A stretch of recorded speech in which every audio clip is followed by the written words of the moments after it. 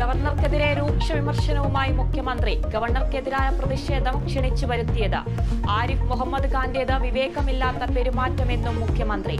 ഗവർണർക്കെതിരെ ഇന്ന് പ്രതിഷേധിക്കില്ലെന്ന് SFI. സുരക്ഷ ശക്തമാക്കി പോലീസ്.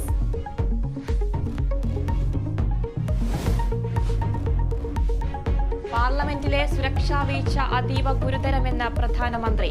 ആഴത്തിലുള്ള അന്വേഷണം ആവശ്യമെന്നും നരേന്ദ്രമോദി. അതിക്രമത്തിൽ പാസ് നൽകിയ BJP MPയെ ചോദ്യം ചെയ്യും.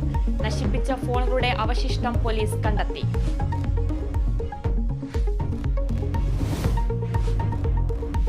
കോവിഡിന്റെ ഒമിക്രോൺ വകഭേദം കേരളത്തിലും. വകഭേദം കണ്ടെത്തിയത് തിരുവനന്തപുരത്ത്. സംസ്ഥാനത്ത് ശക്തമായ മഴ.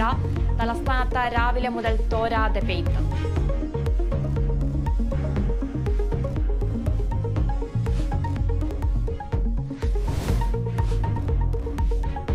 വയനാട് കല്ലൂർ കുന്നിൽ പശുവിനെ കൊന്നത് വാഗേരിയിലെ നരഭോജി കടുവ. സ്ഥിരീകരണം. കടുവയുടെ കാൽപ്പാടുകൾ പരിശോധിച്ച്.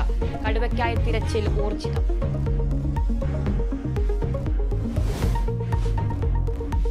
കൊച്ചിയിൽ 59-കാരിയെ പീഡിപ്പിച്ച കേസിൽ തെളിവെടുപ്പ് പൂർത്തിയായി. പ്രതിയെ ഇന്ന് കോടതിയിൽ ഹാജരാക്കും. വണ്ടിപ്പെരിയാർ പീഡന കേസിൽ പ്രതിഷേധം തുടരുന്നു. പുനരന്വേഷണം CBIക്ക് വിടണമെന്ന് K. സുധാകരൻ.